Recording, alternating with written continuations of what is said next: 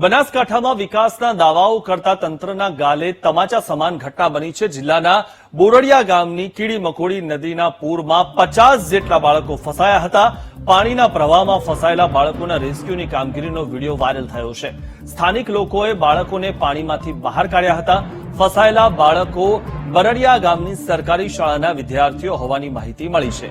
ગામમાંથી શાળાએ જવા માટે કોઈ વ્યવસ્થા ન હોવાથી બાળકો અને ગામ લોકોએ મુશ્કેલીનો સામનો કરવો પડે છે, પરંતુ તેમની મુશ્કેલી ઓછી થતી નથી। વારંવાર રજૂઆત કરવા છતાં પણ તેમને રસ્તો મળતો નથી। આ વિશે વધુ માહિતી મેળવીએ અમારા સંવાદદાતા અક્ષય પાસેથી। અક્ષય, લોકોને જે રીતે આ જે દ્રશ્યો આપણે જોઈ રહ્યા છીએ, પાણીમાંથી પસાર થઈને જવાનો વખત આવે છે, આ લોકો વારંવાર રજૂઆત કરે છતાં પણ બહેરું તંત્ર કેમ તેમની વાત સાંભળતું નથી? ચોક્કસ જણાવું કે દાંતા તાલુકાના બોરડિયા ગામ છે, ત્યાંની પ્રાથમિક શાળા છે। ત્યાં જયારે પણ વરસાદ પડે છે ત્યારે આ જે કીડી મકોડી નદી જે છે એ ઉભરાઈ જતી હોય છે, જેને લઈને બાળકો છે, જે ગ્રામજનો છે, તેમને પણ આવવામાં તકલીફ પડતી હોય છે।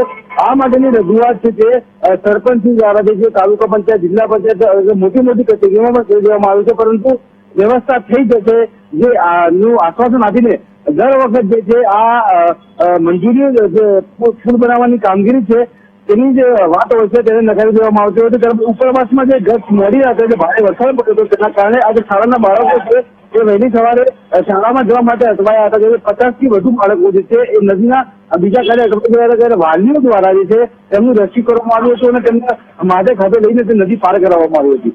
જી, આભાર અક્ષય માહિતી આપવા બદલ। કુંવરસિંહભાઈ સરપંચ આપણી સાથે જોડાઈ ચુક્યા છે। કુંવરસિંહભાઈ, આપનું સ્વાગત છે વીટીવીમાં। કુંવરસિંહભાઈ, જે રીતે આજે દ્રશ્યો હવે સામે આવ્યા છે, બાળકોને આ રીતે પાણીમાંથી પસાર થઈને જવું પડી રહ્યું છે, આ સ્થિતિ કેટલા વર્ષોથી છે? આ સ્થિતિ સાહેબ ઘણા બધા વર્ષોથી છે। જી,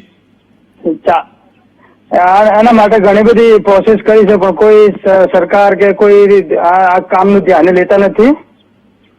જે તમારા ત્યાંના જે ધારાસભ્યો છે, સાંસદો છે, તેઓ શું કરે છે? માત્ર તમારા વોટ જ લઈ જાય છે, તમને ત્યાં સુવિધા કોઈ આપતા નથી? કારણ કે શહેરોમાં તો ઘણા બધા રોડ રસ્તા બનાવ્યા તેવી જાહેરાતો કરવામાં આવે છે અને વિકાસ કર્યો હોય તેવી વાતો કરવામાં આવે છે, અહીંયા કોઈ જ વિકાસ દેખાતો નથી।